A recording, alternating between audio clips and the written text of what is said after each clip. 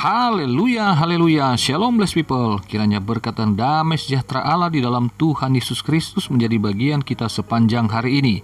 Bersama saya Pendeta Theodorus dari Rumah Berkat, House of Blessing.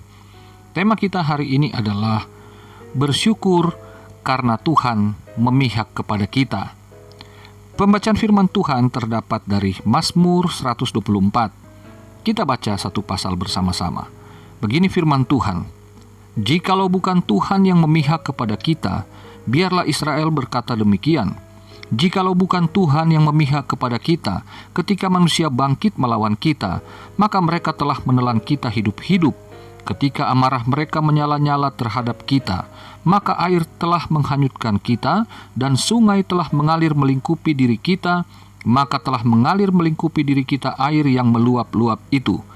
Terpujilah Tuhan yang tidak menyerahkan kita menjadi mangsa bagi gigi mereka. Jiwa kita terluput seperti burung dari jerat penangkap burung.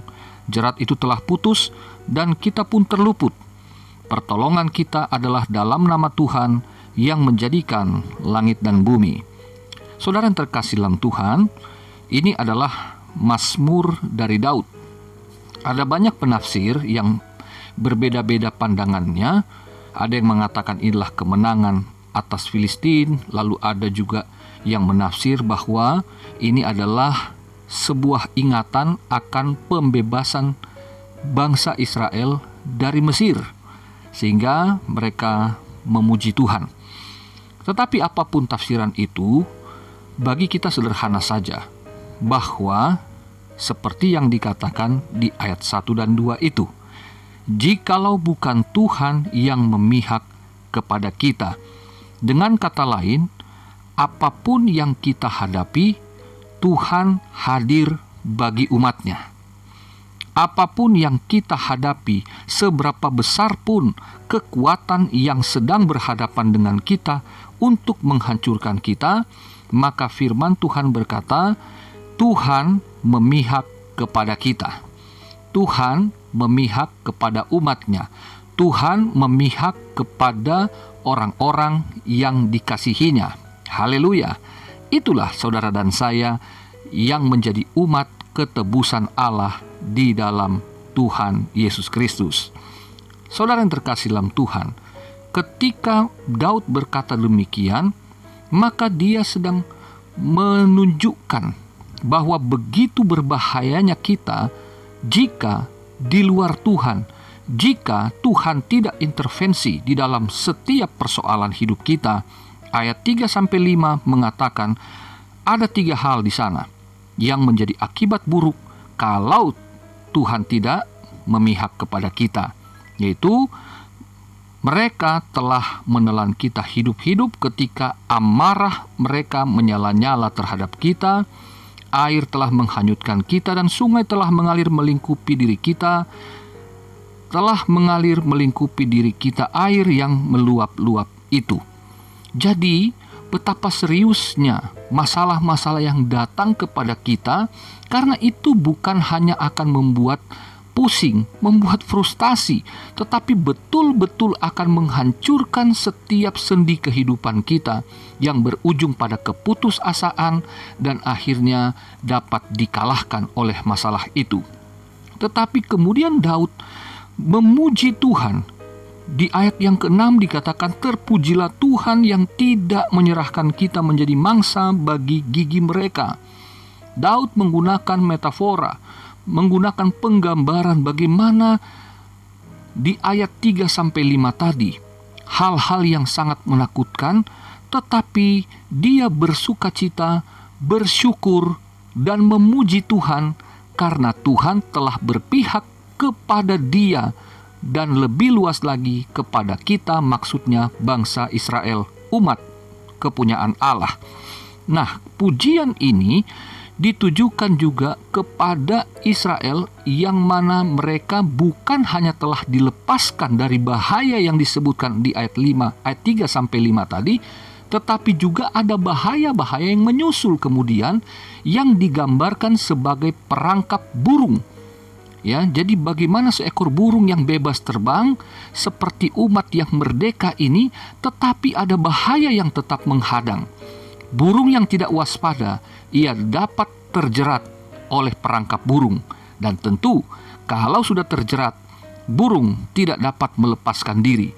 Tetapi Daud mengatakan, karena ada Tuhan yang berpihak kepada kita, maka ketidakmungkinan dari hal-hal yang mungkin saja kita sadar atau tidak sadar menjerat kita, tetapi ada jaminan garansi bagi umatnya, tentu saja yang percaya dan yang berseru kepada Tuhan, maka ia bisa diselamatkan oleh Tuhan, bisa dilepaskan dari jerat perangkap atau penangkap burung tersebut.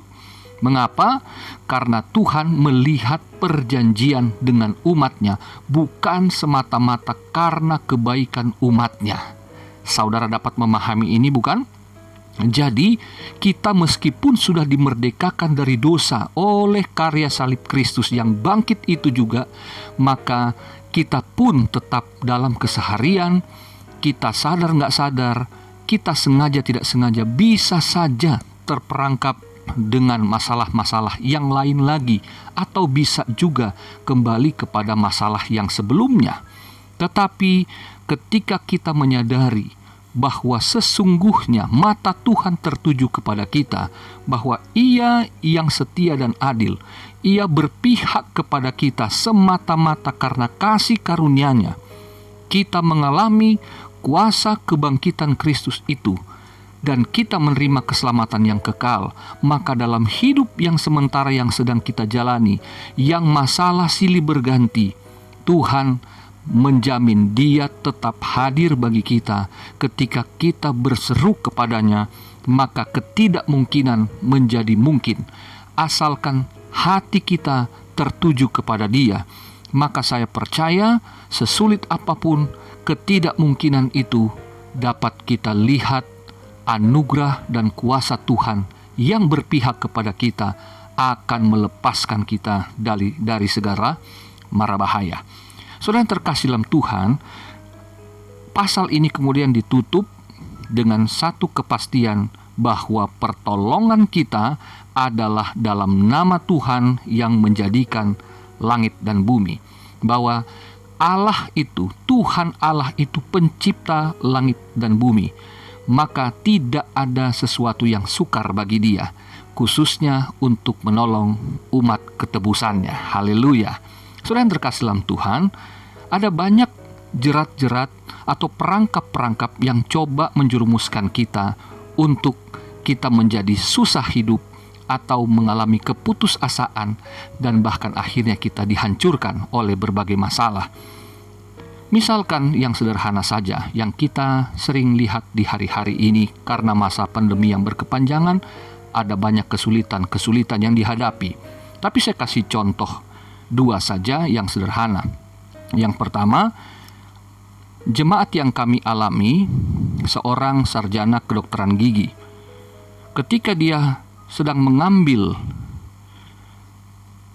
studi lanjutan untuk dokter giginya, maka di semester akhir ia kesulitan keuangan. Orang tuanya tidak sanggup lagi untuk membiayai kuliahnya sampai dia dapat meraih gelar dokter gigi. Sehingga anak muda ini memutuskan untuk berhenti. Saya tidak tahu apakah berhenti sementara ataukah memang dia sudah tidak akan melanjutkan, saya tidak tahu. Tetapi saya terus berdoa bersama-sama dengan dia juga, kiranya Tuhan tolong buka jalan di masa yang sukar, sehingga dia tidak putus asa menghadapi situasi yang sulit ini. Ia mulai membantu orang tuanya untuk berjualan makanan secara online. Tetapi hasil yang didapatkan pun rasanya belum cukup, sehingga dia coba mencari pekerjaan. Tetapi tentu dengan latar belakang sarjana kedokteran gigi, untuk pekerjaan umum rasanya agak sulit. Tetapi saudara yang terkasih, dengan iman, ketulusan, dan dia tetap melayani di dalam kesulitan hidupnya, akhirnya beberapa minggu yang lalu tiba-tiba ada lamaran yang terbuka, dan ia mengajukan lamaran, di interview, dan puji Tuhan dia diterima. Dan saudara yang terkasih dalam Tuhan, pekerjaannya adalah pekerjaan yang sangat jauh berbeda dengan latar belakang pendidikannya. Rasanya sulit ya, perusahaan bisa menerima orang yang tidak punya pengalaman kerja di bidang marketing untuk sesuatu yang tentu berbeda dengan pendidikan dokter gigi. Tetapi apa yang tidak mungkin Tuhan adakan, sehingga dia kembali bersemangat dan dia sudah mulai bekerja beberapa hari ini dengan penuh sukacita. Dia mulai belajar pelan-pelan.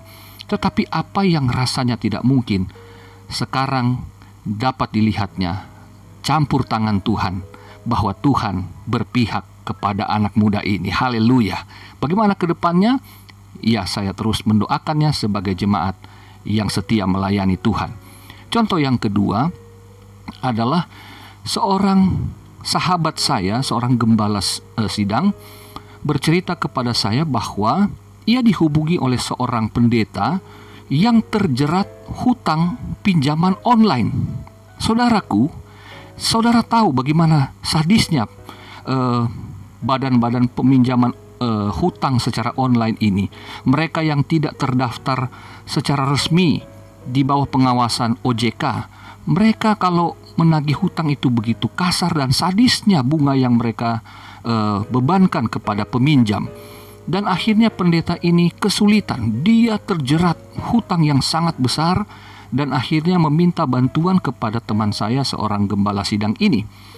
Jadi saudaraku, ketika kita ada di dalam masalah, kita berdoa, tetapi kita tidak mau menantikan jawaban Tuhan, tidak menantikan pertolongan Tuhan, kita berkata, saya percaya, kita percaya Tuhan pencipta langit dan bumi. Tetapi pada prakteknya kita lebih percaya orang lain, meskipun kita tahu bahwa pinjaman online ini adalah lembaga yang sangat jahat, saudara, dalam cara bekerjanya. Tetapi kenapa masih mau? Saya sendiri pribadi, saudara, di SMS tiap hari, dan saya abaikan semua itu. Meskipun pada waktu SMS masuk saya tidak punya uang sama sekali, tetapi saya tahu pertolonganku ialah di dalam nama Tuhan pencipta langit dan bumi yang saya layani, saya sembah siang dan malam. Jadi mari belajar, saudaraku, dari dua contoh tadi. Seorang anak muda yang melayani Tuhan, menanti dengan sabar, di dalam kesulitannya akhirnya dia mendapatkan jawaban. Sementara yang satu, seorang pendeta, tetapi tidak menantikan pertolongan Tuhan, dan ia terjerat di dalam mara bahaya oleh karena pinjaman online itu. Kiranya jadi perenungan kita bersama. Kita terus bersukacita di dalam Tuhan, terus beriman, berdoa, dan tetap semangat di dalam menantikan bagaimana Tuhan berkarya dalam hidup kita. Selamat beraktivitas. Tuhan Yesus mengasihimu. Tuhan Yesus